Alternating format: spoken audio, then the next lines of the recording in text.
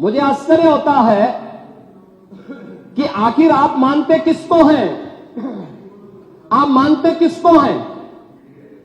मुझे एक बात बताओ कि भारत के संविधान के अनुरूप माननीय उच्चतम न्यायालय, एक तरफ आपने सर्वे के बारे में माननीय उच्चतम न्यायालय की बात का स्वागत किया और माननीय उच्चतम न्यायालय ही एक बात को कहता है, बार बार भारत के माननीय उच्चतम न्यायालय ने समान नागरिक कानून की बात देश के अंदर लागू करने की कही है।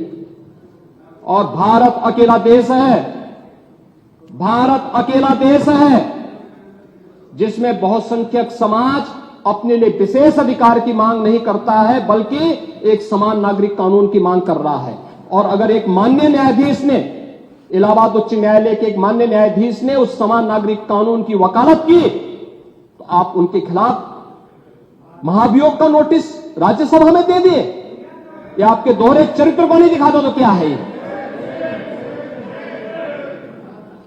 आखिर दुनिया के अंदर यही हो रहा है, लेकिन भारत के अंदर बहुसंख्यक समाज कह रहा है कि साहब एक समान नागरिक कानून लागू करो। लेकिन अगर वही माननीय न्यायाधीश एक सामाजिक सांस्कृतिक संगठन के कार्यक्रम के दौरान इस बात को कहते हैं कि दुनिया के अंदर ये है, अगर भारत के अंदर इसको मांग करने की वकालत हो रही है तो बुरा नहीं। और माननीय उच्चतम न्यायालय बार बार इसके बारे में सरकार को कह चुकी है, लेकिन आप लोग उसमें एक तरफ उच्चतम न्यायालय के द्वारा सर्वे पर रोक लगाने का स्वागत कर रहे हैं, बुलडोजर की कार्रवाई पर दी गई गाइडलाइन का स्वागत कर रहे हैं। उसका तो स्वागत हमने भी किया है, क्योंकि उत्तर प्रदेश अकेला राज्य है जिसने बुलडोजर की कार्रवाई को अक्सरशः सुप्रीम कोर्ट की उस गाइडलाइन के अनुसार अंजाम दिया है, अक्सरशः।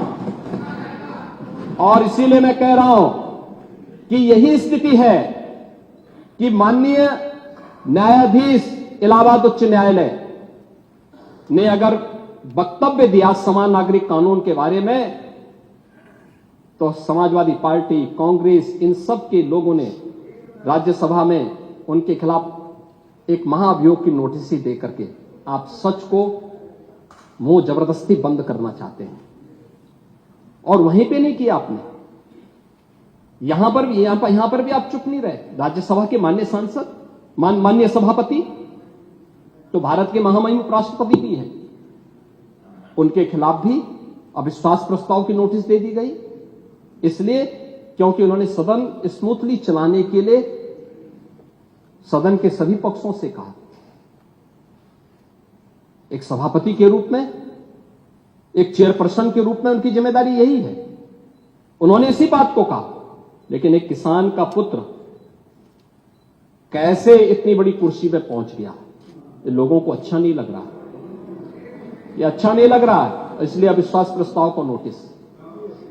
चुनाव के दौरान चुनाव आयोग को कटघरे में खड़ा किया गया, चुनाव आयोग को कटघरे में खड़ा करने का प्रयास, यानी जबरदस्ती आप गन पॉइंट पर अपनी बातों को मनवाना चाहते हैं संवैधानिक संस्थाओं से। मुझे लगता है ये चरित्र अच्छा नहीं है, ये स्वस्थ लोकतंत्र के लिए अच्छी परंपरा नहीं है। हमें संवैधानिक संस्थाओं का सम्मान करना सीखना होगा।